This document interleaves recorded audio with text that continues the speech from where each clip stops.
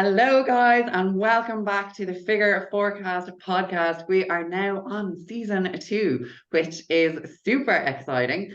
And today we have a very special guest for you, none other than Dan, the man, Dan Welburn. He is one of the top UK prep coaches, specifically with the PCA Figure Girls. So we were very keen to get him on for a chat and kind of to explain more about that federation, the different classes, and give you an insight into something a little bit different this time. So thank you, Dan, for coming on. If you want to just kind of say hey and give us a little bit of a background, and we'll go from there.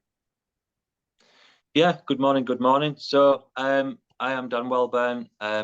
Like I've been mentioned, I'm a prep coach who did once upon a time specialise just within them figure classes really, but has branched out quite a lot over the last few years into other categories as well. Run a competition prep company called Team DW. Got myself and a couple of other coaches working for us, who we do quite well with. And yeah, that's about it really. We like to win trophies sometimes if we can, and then just a few post it on Instagram. Modest.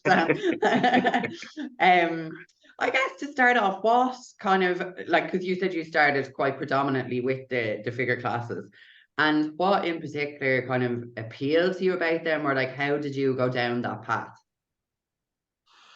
It wasn't planned. It was just a random thing that come out of the blue. So about 12 years ago, I think it was, something like that. Possibly long before you guys ever competed. The women's thing weren't that popular at shows or anything like that. And obviously that was back in the day when it was just NABA and UKBFF. There was the only federation. So I'm from the north. So you did NABA generally if you're from the north, and more UKBFF or IFBB as it is now, Two Bros. If you was in the south, that was generally what happened. So obviously I was doing quite well bodybuilding myself at the time, winning shows, winning overalls, doing the British and things like that. And I got somebody ask me if I could prep the missus for a show, which when I looked at it, so then in them days, everyone just went to toilet when the women's classes come on. Nobody cared. Like, there was just a big inconvenience in the middle of the shows. That's how all the bodybuilders kind of saw it. There was just 30 odd women in dream tan spinning their arms around in bikinis, like nobody knew what it was about or anything like that. But I had a look at it, and I prepped for the show, and she did pretty well. Obviously in them days, there was your local qualifier and that it. So there was generally like 20 to 30 girls in your class because everyone could only do that one show. And then they'd go to the finals from there. They couldn't do any other qualifiers or anything. So there was a good 30 odd. I think she came like third or something like that. Did all right. And then the following year, I got asked to prep another girl. So a local girl come to me and said, I want to compete. She did really well. She smoked through the qualifier, won that, went to the British where there was 35 odd of them. She won that. And then it just kind of started happening from there. I obviously had a little bit of a knack for it, or I assumed. And then another girl asked me, she won, and another girl, and she won. And then it just kind of steadily built up. And it wasn't online coaching then, it was just in the gym. Do you know what I mean? So local girls was asking me to prep them and stuff. And then they started coming from a little bit further out and a little bit further out. It was never like a business thing. Do you know what I mean? It was just something that I did while I was personal training. Some of the girls come to see me, and like, it was a different culture 10 years ago. Do you know what I mean? It wasn't the same as what it is now with the prep coaches and all that. It wasn't really a thing. And that built up steadily through personal training for years. And then eventually in 2019, I went online. Them years previous to that, I'd won all the British titles multiple times, multiple categories, most years through that kind of decade. Then eventually, me and my missus had a baby and I needed a little bit of extra income. So I went online. That was the only reason I ever jumped. Then that was 2019 and it just kind of blew up from there, really. Yeah. Do you find that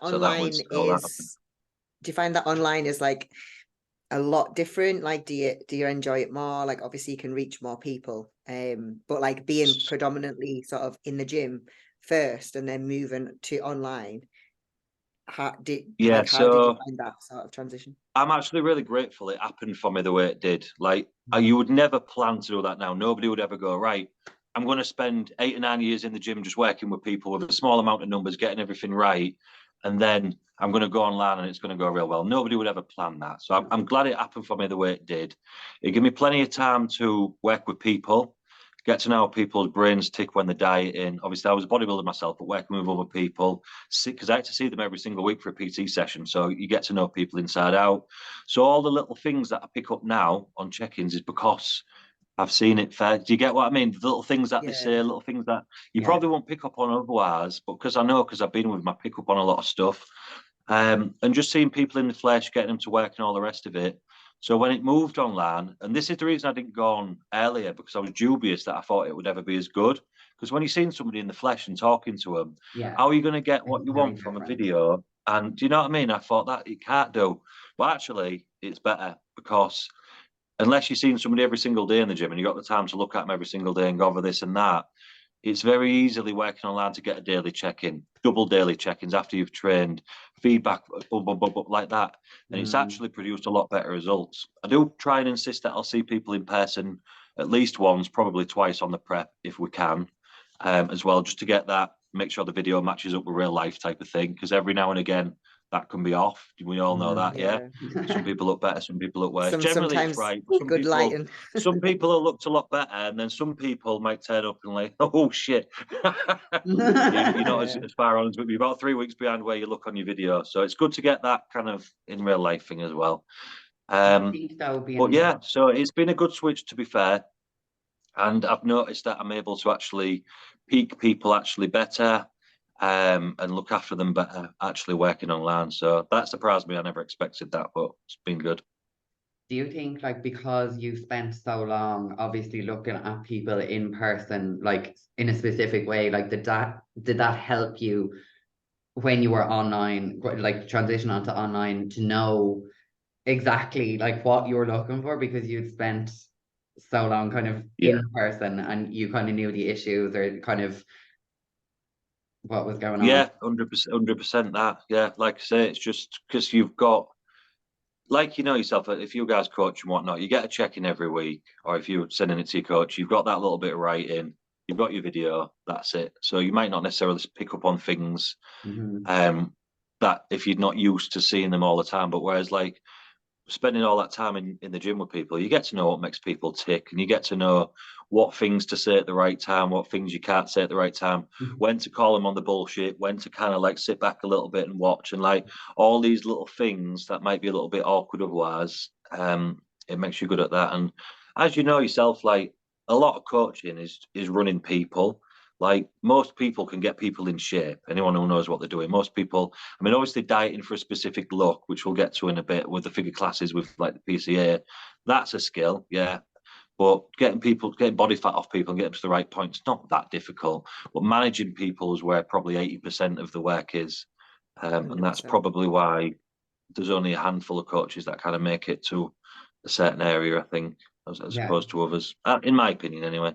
100%. And like, you know yourself, like some clients will take that bit longer to kind of open up and feel kind of more comfortable in what they're saying to you, or being very open. So like it's probably helped you in that like you can kind of pick these things up and drag things out of people quicker than like versus solely only ever kind of working with people online and not having that experience, which is great.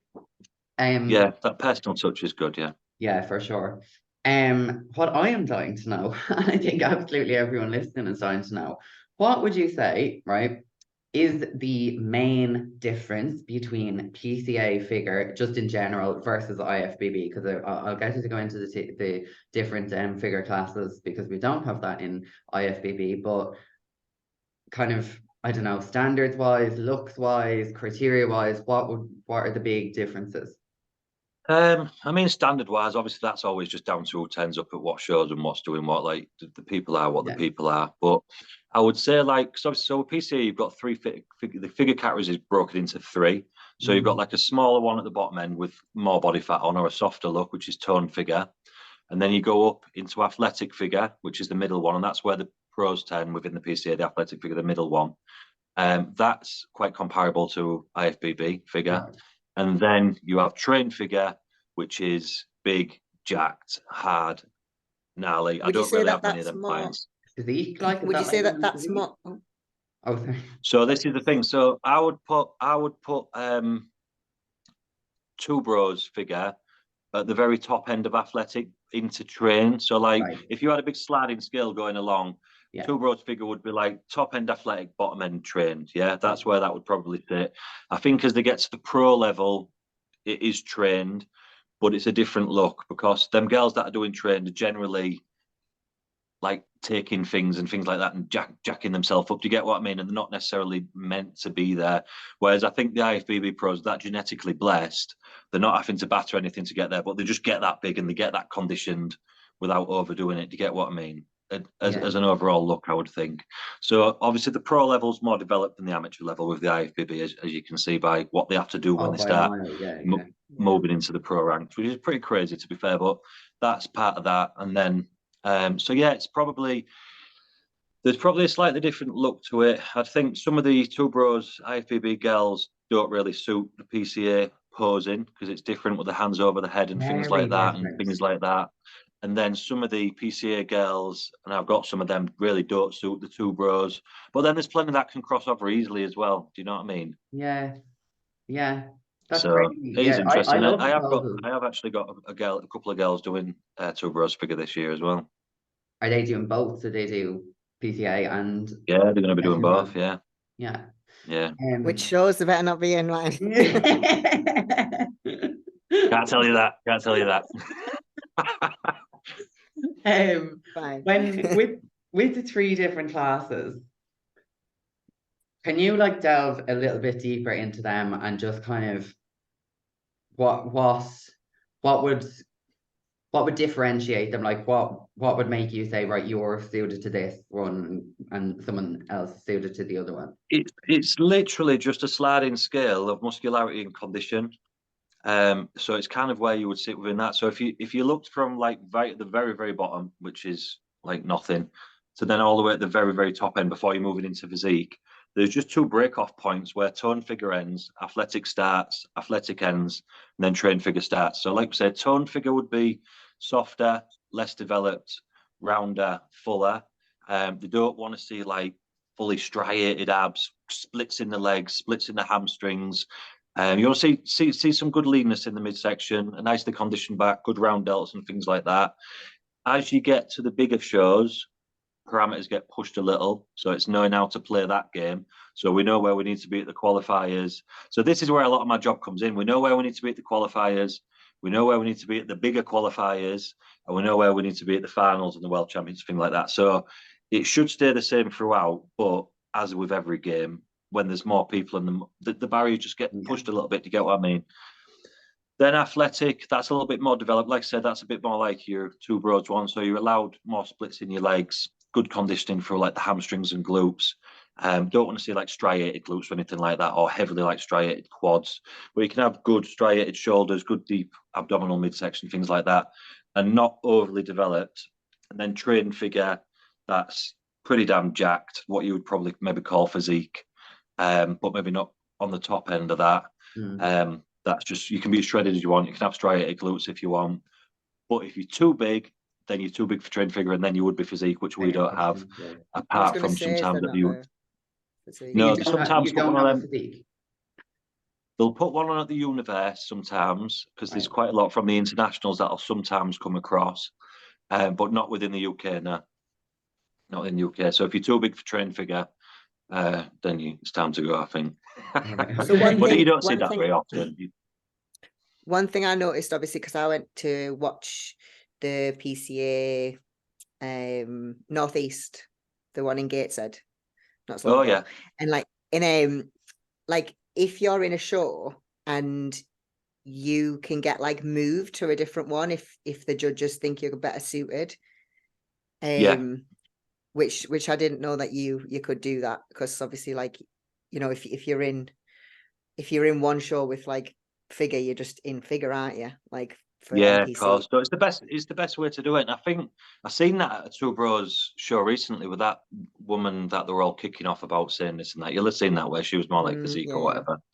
But that would have been a good time to do it, to move it, like, do you know what I mean? So what happened was, so these categories came from NABA back in the day before PCA was formed in 2015. And what they used to do was to just score you. And then if you'd like to have the best athlete win, then they come back and say, how comes I got beaten? They go, oh, you're more like athletic and you're intoned. Well, move me then. Do you know what I mean? So we addressed that pretty much straight away when we started up. And straight away they just got onto it. And like, if you obviously you can't go downwards because you can't reverse time. But if they're in the wrong category and they're too jacked, they'll just bump you up because it's the best for everybody. The athlete's not going to get the right result in the class. So they might as well get bumped up in the next class. Sometimes they're a bit like, oh, do you know what I mean? And because they're scared of the next class or whatever. Then they go out and win the next class and they're like, yeah, whatever. But yeah, it's just the best thing for them. They'll do the same. PCA do the same with bodybuilding as well. So if they see someone in men's physique, classic bodybuilding, who's just fucking jacked, they'll just shift them up into normal bodybuilding and put them in the appropriate class because they're not going to get marked properly where they are. So why waste their experience of being on stage by marking them down for being in the wrong category when they don't necessarily always know? Do you know what I mean? Yeah. And then they'll bump them up into the bodybuilding. So they do that. Same, and they have bikini and trained bikini as well, which is 2 bikini classes. As you can imagine, one's bigger and leaner than the other. They'll bump them up as well. But they never bump across. No, I think it's a great idea. Like I think it's fair on everybody. Like everybody's getting a fair chance. Then like you're being judged in the way that is best suited to you, which is yeah. You know, there's no losers. Yeah, like I said, they can't bump across, so they can't bump from bikini to figure, and they can't bump from like physique to bodybuilding. But they will advise outside the show for that for feedback and stuff. Okay, yeah. Okay, cool. Because when I was at the Arnold's in the UK last year, the girl that won her pro card in figure won it in physique as well, which is bizarre. So someone missed out on a pro card and she got both. Like it was crazy. Yeah. Well, I don't think that's fair. No, that's not. Well, it don't really make sense, does it? You can't have 2 pro cards. No. No, taking them all. Yeah, it's crazy. Go on, Hez. Yeah, I was going to say, so obviously you've had a lot of pro card wins. I think, what is it, 14 on your Instagram? If I can see whatever it says on my bio. Yeah. That's so that's like quite a lot.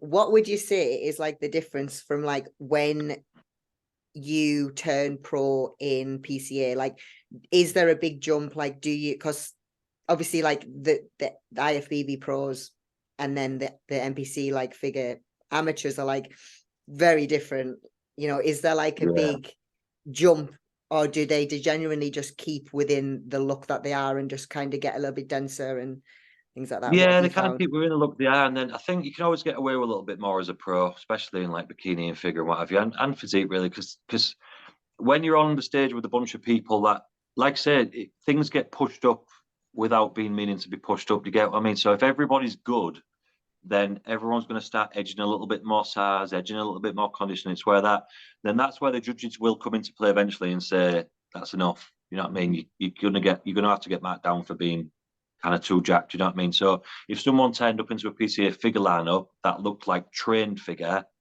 that's going to need to be addressed. It's not something that's happened yet, but it will be something that does happen, and it'll be something that'll probably get addressed at the time, because you can't just let them keep going and going and going forever. You've got to kind of step in at some point, because obviously there's no progression up from that anyways.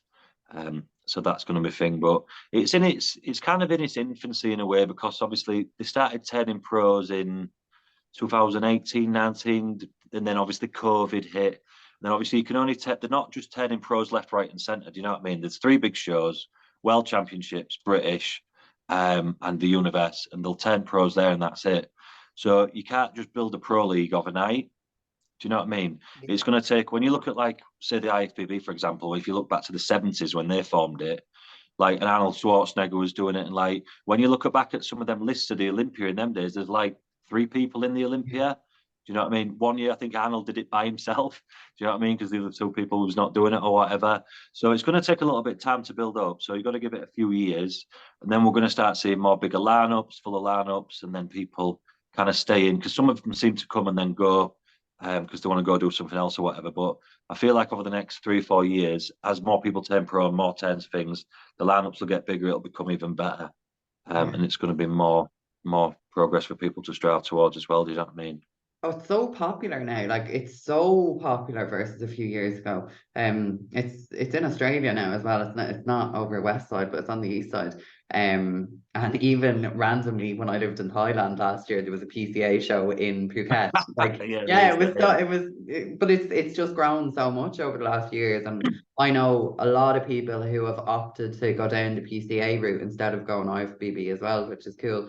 There's just a choice like now, which is great. Yeah, it's a good choice to have. And like I say, over the next few years, as it gets fuller and gets thicker in the pro leagues, it's going to become more attractive as well. But it's a good time. It's a good federation. It's good vibe. It's good. It's well run. It's not kind of over costly. It's kind of very much for the athlete. Do you know what I mean?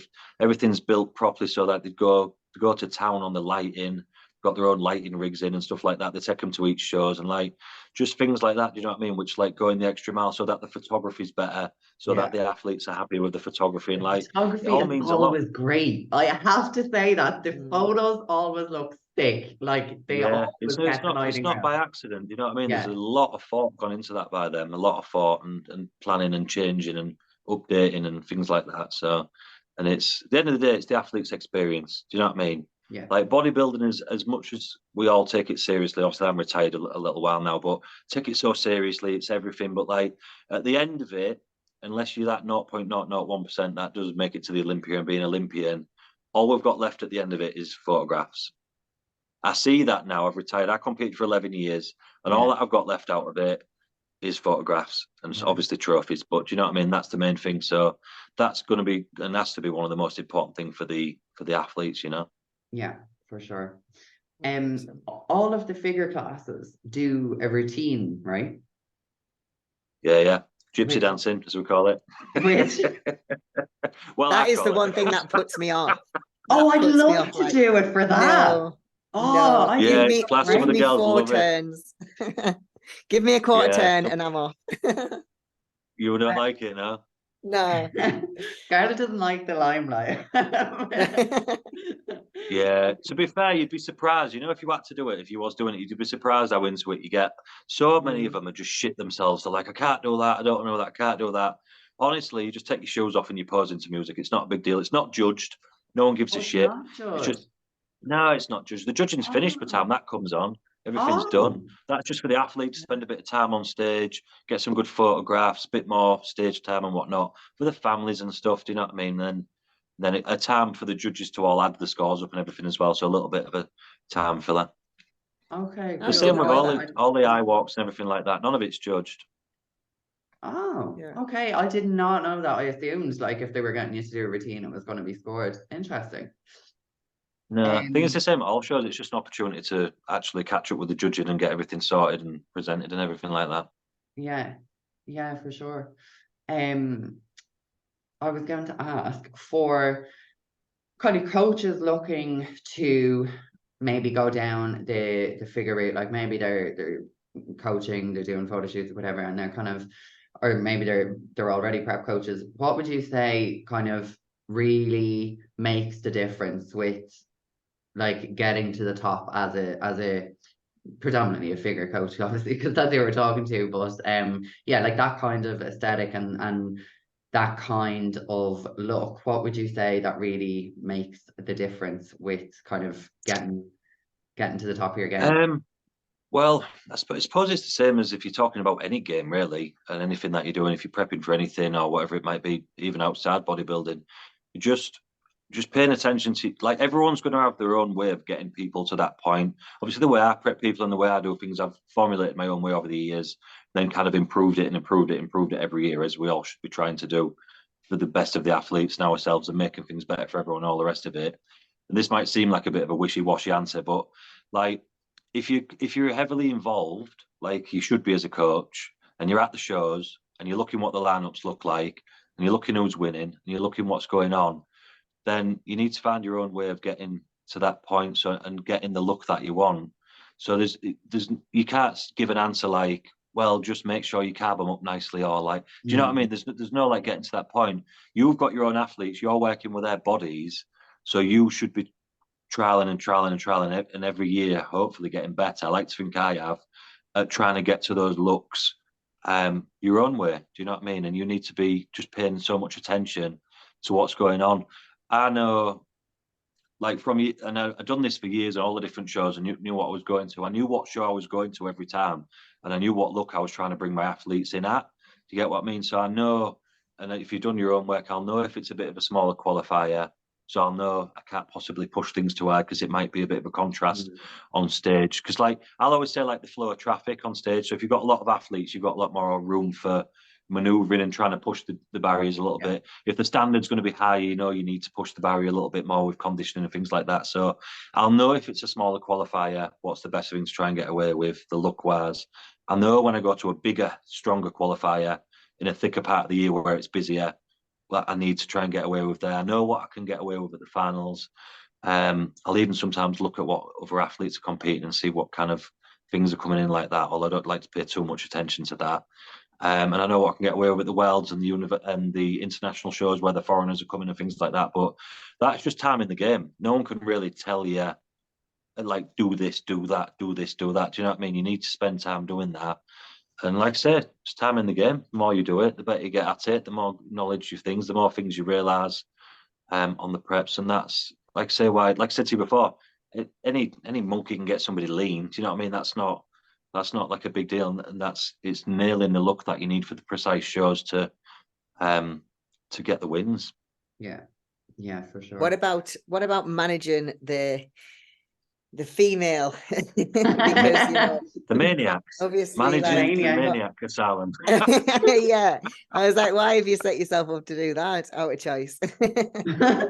Honestly, people always say that, but they're all right. I don't think I cop any of it. I think their boyfriends cop it. I think that's who cops it, and the mates and that. I don't cop now, especially now I'm online. But I didn't even use to when I was in the gym. I think somebody said this to me before, and I think, like, obviously that old thing, your vibe attracts your tribe and all like that. I think I attract a lot of the clients which are quite similar to me, which is like quite basic, straightforward, not really any bullshit or messing about, not like over pedantic and fucking and all that. So I just generally seem to attract them type of people. Whereas, like, if they're a bit mad, we probably don't gel that well anyway. Do you get what I mean? That's you out of the game, Scarlett. You are. That's Scarlett out. So I'm not mad. I'm a very good client. They all come across from a real. Obviously, you have the odd meltdown here and there, but men are as bad. Men are even worse in a lot of cases, I think, especially with all the different things they're injecting into themselves and that. I think they're actually madder than the women, if I'm honest. Women are. I think as well, the male female. What's the word? Like divide, like brings a lot of boundaries. Do you get what I mean? Whereas if you're a male on male or female on female, I think there's less boundaries. But I think that male female divide, like, there's a lot of boundaries with that.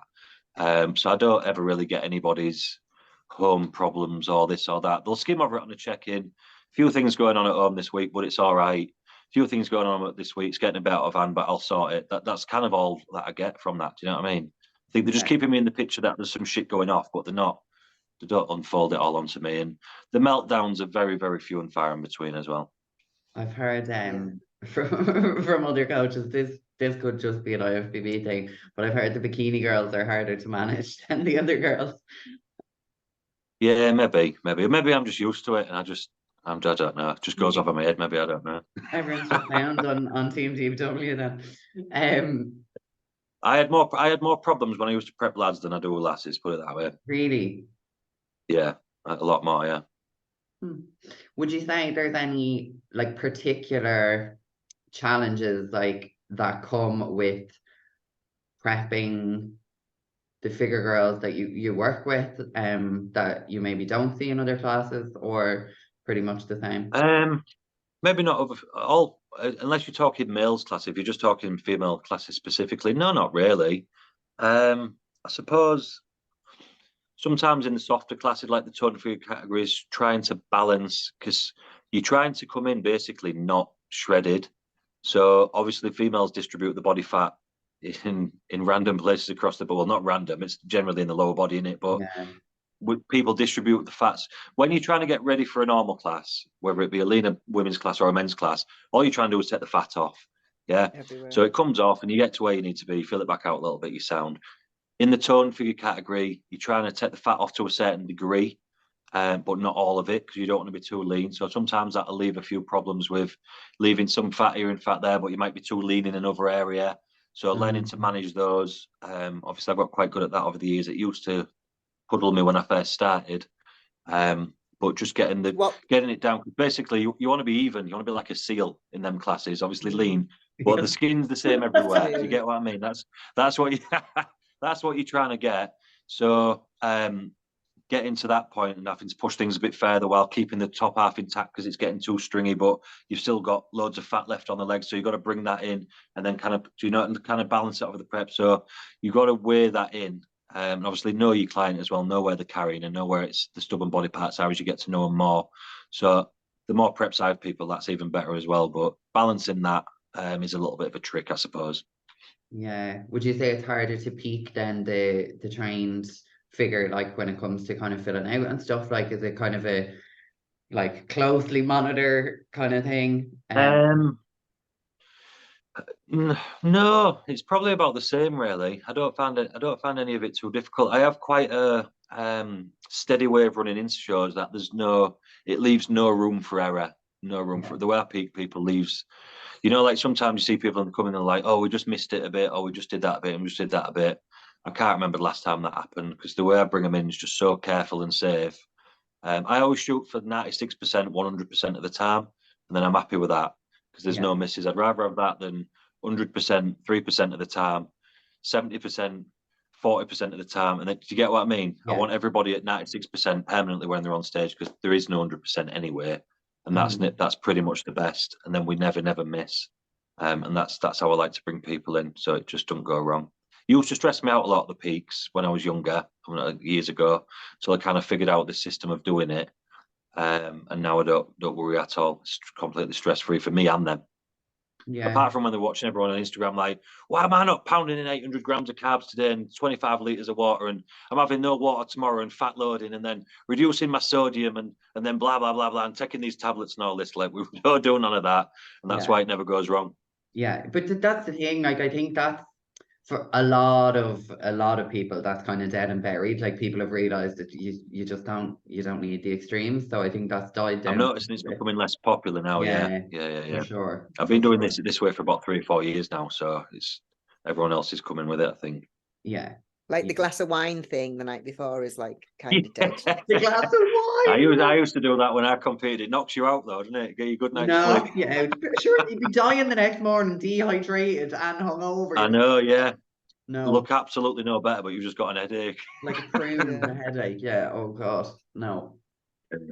So when it comes to like timelines and stuff with clients, like say if you had a new client come to you and they wanted to say they had the heart set on this show, like do you, like when you're doing like an initial assessment of someone and being like, right, okay, so this is probably going to be the class we're going to work towards, but maybe it might take longer than what you think, like do you have to have a lot of them conversations with people like when of course, but yeah, of course, definitely. But you just with that, you just have to be upfront from the off with what's going on. Yeah. Sometimes you can't. I know a lot of people do fall into this trap of just going with the client and leading them along, and then it all just goes tits up at the end. You've got to be a little bit cruel to be a lot kind. Do you know what I mean? Like, if they're not ever going to fit a category, you need to tell them when you can see that. Do you know what I mean? If they want to still kind of try and play that out, then you can tell that, and we'll go with it. Do you know what I mean? If you're going to take what looks like another 2 or 3 years, it looks like it's going to take another 2 or 3 years. That is what it is. But you can always be ready sooner. So, and there's always changes that come about as well. Like, there's always the thing of like changing categories, which is like, we've got so many to choose from with the PCA. You've got bikini, trained bikini, figure, athletic figure, trained figure. Like, sometimes you might start getting ready for tone figure, for example, because they're still carrying some body fat. And then you'll know this yourselves because you'll have seen it with people. As they start coming down, motherfucker, where's that come from? There's fucking things jagging out everywhere and muscles that you didn't necessarily think was going to look as crazy as that. As they start coming out, like shit, actually you're going to be athletic. Let's drive a bit further in and you're going to be good for that. Do you know what I mean? Or you might have someone getting ready for athletic who looks jacked and you've not seen them in shape before, and then they start coming down. You're like, ooh, there's not as much there as like you would think there's going to be. We're maybe going to have to hold off a bit and do tone. As long as you tell them as soon as you see it, do you know what I mean? You're up front with everyone. Usually, them clients are worrying about that anyways, and they're not saying now. So as soon as you say it, it's usually like they're relieved. Do you know what I mean? Yeah. Or sometimes we'll have clients that say they're dieting down for say like tone figure or whatever, and then they start coming down, and he's just say just do a couple of bikini poses, as they're getting leaner, and you're like, actually, you suit bikini a lot. I've got a lot of clients who suit both categories. So I call them hybrids. So they can kind of fit in wherever. Do you know what I mean? So they'll do a figure pose and they'll look sick in the figure pose. Then they'll go into bikini and they'll look sick in bikini poses as well. Because obviously the bikini in PCA is a little bit more jacked up a little bit and different shapes to IFBB anyway, isn't it? It's a little bit round, a bit fuller, a bit like kind of more dense and whatnot. So there's quite often a crossover there. And I've had clients do it from one week to another. Jump on figure one week and bikini the next, and they've won both shows. Yeah. That's crazy. So we get a lot of that as well. It's really cool So though, like you got to keep that an you eye. are able to. Sorry, what? It is really cool because that's what I noticed. The PCA, what's the high bikini one? Yeah, train bikini. Trains bikini. They get like really lean, like really, Yeah, they're conditioned, fucking right? jacked, Like they man. look, Jacked. they look insane. So it's cool that they can kind of test the water and do the other one as well. Yeah, it's good So to keep an open mind with people on prep. Would you say the crossover with that would be then the low figure? What is it, toned figure? So so toned bikini, if they're going to be a hybrid, if they'll be able to do toned figure and toned bikini generally, and then the athletic figure would tie in more with the trained bikini. Right. So yeah, I've got athletes that do. I've got a girl who's getting ready now, who's doing trained bikini, and then she checked in a couple of weeks ago. As everything really starts to come in and everything's. I was like, just do some figure poses for me. Just send me some figure poses and see what you look like in them. She was like, I've been thinking this. So now she's doing both. So now she's going to do both. She's going to do one in one and one in the other. The coach that works for me, Amy, actually, Amy Robertson, my head female coach, she was trained bikini British champion. And she won 1 year. And then she come to me. She wanted to win the next year and get a pro card. We went for that British. A week out, I convinced her to do athletic figure. Just a random qualifier because she was back she lives in Dubai. She was back in the country, jumped in that, done figure, won the overall. The next week, done trained bikini, won the British in trained bikini, and then the judges said to her, like, go to figure. So she competed at a pro qualifier a few weeks later in figure and won a pro card there. Unreal. I think I actually saw you had a reel up of the two of people doing the two a while ago, and I think I was having a look like people doing the two poses. But it's really cool that you can do that because I don't like you couldn't do that in IFBB, like kind of jump from one to the other. And I think especially when you're starting off, that's a really good thing to do, like, and just kind of like dip your toes in and see what your vibe is. Yeah, see where you fit. It's good to keep exactly. an open mind for them on prep with what you're seeing. Do you know what I mean? You can't just keep chasing down the rabbit hole constantly. If you see something crop up on a prep for a girl, you need to say, like, this might be good. Do you know what I mean? And kind of put the feelers out a little bit and see what. Some of them are a bit closed off to it, but then they usually change the mind further down the line. When it comes to your approach with nutrition, how do you manage that on prep versus off season? So as an overview, overall everything, I'll just kind of tell you how I do things, I suppose, off season and thing, and then it kind of leads into one and the other. So off season, I am a meal plan guy. I don't like macros. I think with some clients, macros can be okay. I don't think you can just go giving that out willy-nilly, in my opinion, to bodybuilders. Not everyone can be trusted with it. At the end of the day, it's bodybuilding. It's not just calories, carbs, fucking protein, fats, what have you. Like, that needs to come from a quality source. If you want your body to look the best and perform the best and be the best, it needs to come from quality. That being said, you also need to have a life. You can't just be closed off, because if you do, you'll burn out incredibly quickly. You'll be in the game 2 years max, and then you'll be gone because you'll have had enough of it, right? So what I do with my off-season clients is they'll have a meal plan, and we'll get that meal plan built up, obviously, not when it's too low, but as we start filling it out a little bit, then I'll add in 3 calories on top of that. So you've got your base nutrition, which will be 5 meals, which is obviously all your chicken, rice, oats, porridge, blah, blah, blah, whatever, some good fruit in there and what have you, protein powder.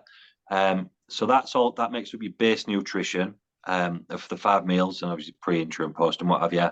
And then I'll add on 3 calories on top, which might be 300, 400, 500. Depends how big your diet is overall, how much the calories are overall. The bigger the diet gets, the more free calories we can obviously put into as a percentage of your diet. So what that allows is, if you're at your nana's house and she offers you a biscuit, it's all right.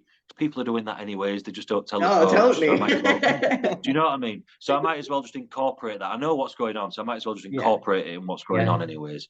It means if you want to go out to your mates and you have one of them daft coffees from Costa or whatever, you can go and have one of them. Or if it's Christmas, if you want, blah, blah, blah, whatever. You can have whatever you want. I always say to them, you can have it from Twixes and Space Raiders, or you can have it from apples and oranges. I don't care.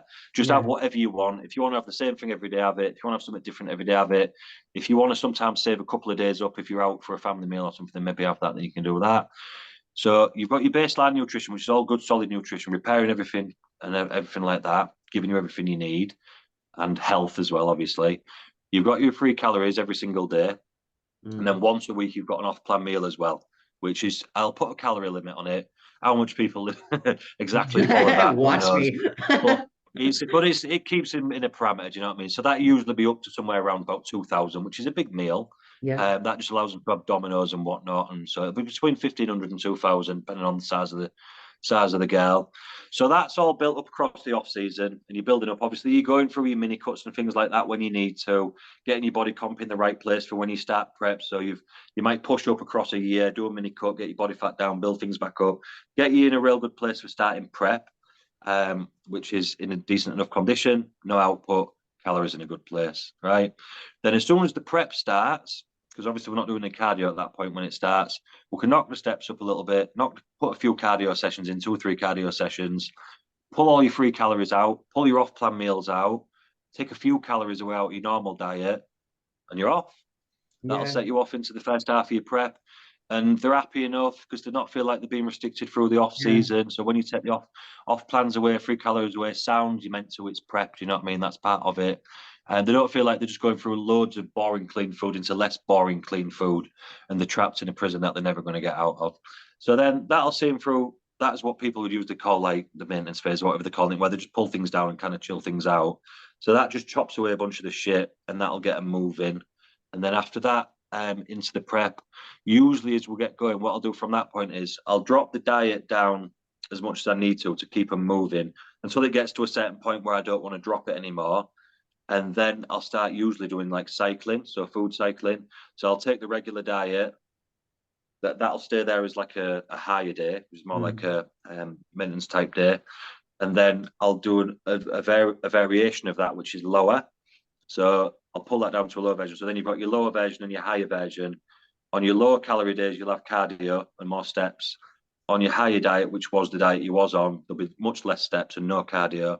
So then I'll just cycle that through, and that should just keep them coming down and down and down then. And then you've got obviously your feedback loop point for your higher food days for when we come to peak week as well. And then I'll just keep that pushing down. So I might push them down from anywhere between 5 and 12 days at once. And then I'll just say, no cardio, no steps, run that plan for a few days, check back in, boom, and then get going again. That way, the body's not just starting to, as it starts to slow down and get stressed and things like that.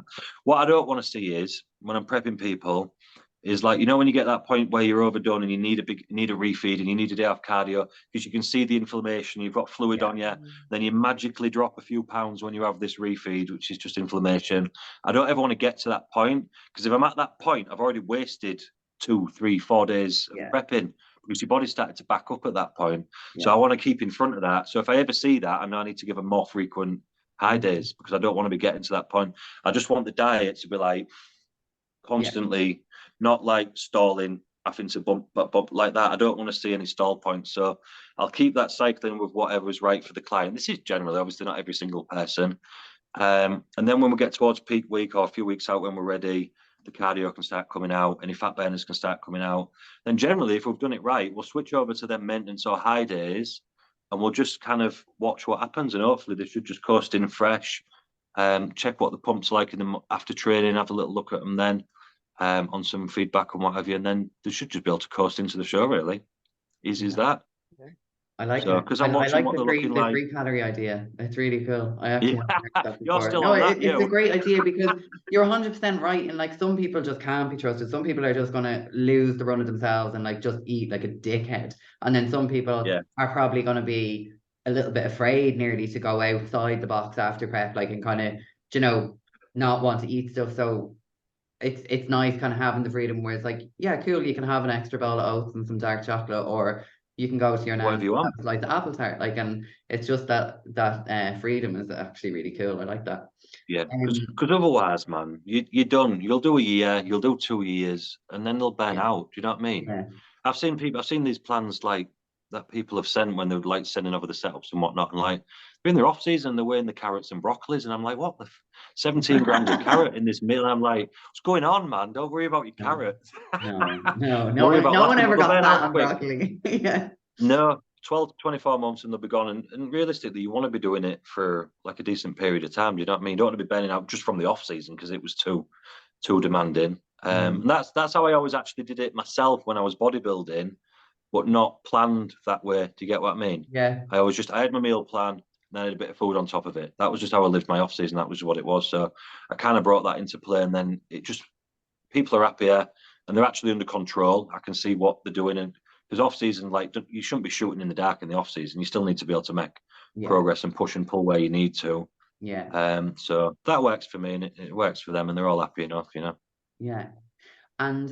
And would you say there's a big difference in the nutrition approach or just approach overall, training, prep approach, whatever, with the natural girls and the assisted girls, or would you kind of use a very similar approach with both? No, not really. Obviously, I mean, when we're talking assistance, like there's not much of it anyway. Like really, like a little bit of clen for fat burning, possibly some T3 sometimes with some people if they need it. When they're on prep and what have you, like the tiniest amount of Anavar, 5 to 10 mgs. It's not like they're blasting Yeah. loads, do you know what I mean? Loads of gears. It's not, obviously it is a difference. I'm not saying it's not a difference from being natural, because it definitely is. But it's not like where you can get away with shit tons, you know what I mean? Because you're blasting Yeah. loads of gear and whatnot. But I think all I'd say that the main difference that I take into account with naturals preps is just taking longer. So I just account for a longer amount of time. And obviously that depends on the individual, the natural. Like, as we all know, some people just sit more comfortably at different levels of body fat. Yeah. That just is what it is. You can try and control that the best you can, but you're not going to. You might as well kind of go with it to a degree. So if I've got someone who carries a little bit more body fat naturally and doesn't sit at a comfortably leaner point in their off season, we're doing a longer prep. Yeah. Or we're doing the prep in 2 phases. Do you know what I mean? Might do a 25, 26 week prep instead of an 18 to 20 week prep. Or we might start at 30 weeks out or 35 weeks out, something like that. Do 10 to 12 weeks, have a little bit of a maintenance phase and break in the middle, and then go back in for the second half of the prep, allowing for them a little more extra pullback times of maintenance weeks and things like that, which are a little bit more. I mean, I do that with the assisted girls as well, don't get me wrong, but you just need to allow more time frame because things generally work slower. Yeah. And I kind of, would you say it's a little bit, you're giving them a little bit more time to kind of manage recovery and kind of stuff like that as well, because they're more than likely gonna get a little bit Definitely. rough. Yeah. Because you don't want to end up eating into all the muscle if you just push them too hard and diet and too hard if you well, haven't. that's the only option you leave yourself in it, and it don't it's not like it even works like that, is it? The body just, if you push it too hard, it often just says do you know what I mean? Especially with girls, yeah, for sure. so it's just gives enough time to like gently move along. What would you say Like, is I'll keep this fat, but I'm just going to eat this shoulder instead. Yeah. Oh, there's some bone there. Can I have a bone as well? love buns. What would you say is kind of the minimum length of time you would ever let someone prep for?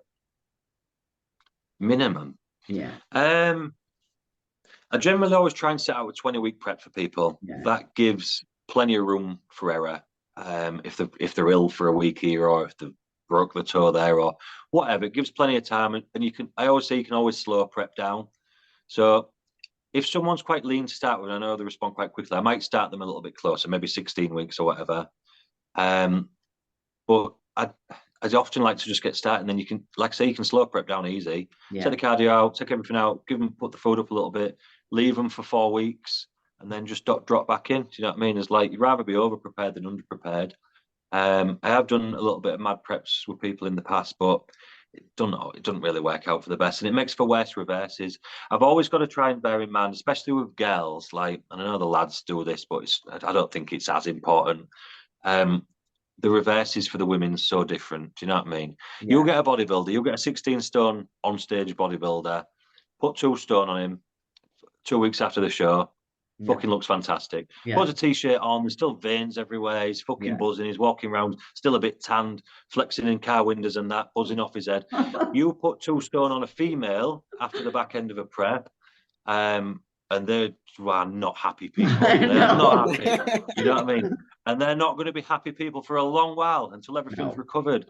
Because, like with lads, they'll come out of it. They never come off gear. They stay on TRT and what have you, or if they're natural, they've got testosterone levels anyway. They're all right, and like women have got a lot more recovering to do in general, like hormone-wise, than men would. So if you go slamming the ass out of your prep, what goes down fast comes up fast, because they'll be that hungry and that tired and that fucked.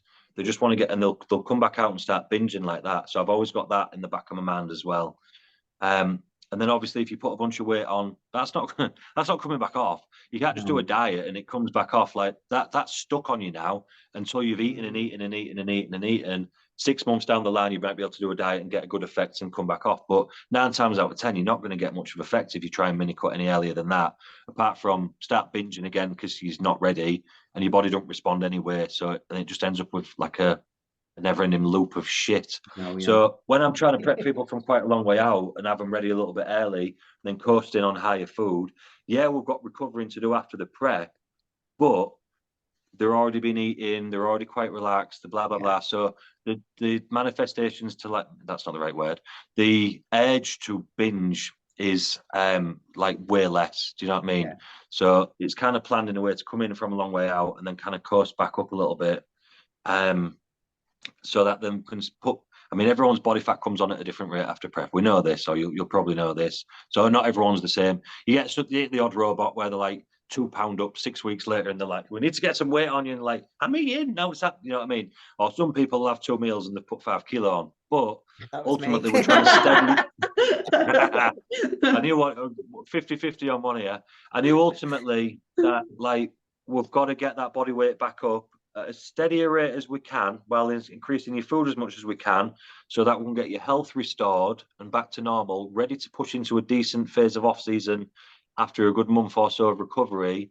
So then that we've got a better starting point. Get what I mean? Because otherwise, you're going to have to push up to being really out of shape before we're ready to even diet again, and that's no fun for girls. Do you know what I mean? It's not like that. So I'm always trying to swerve that for them at every opportunity, not just from a bodybuilding standpoint, but for them as well. I don't want them to be miserable. Do you know what I mean?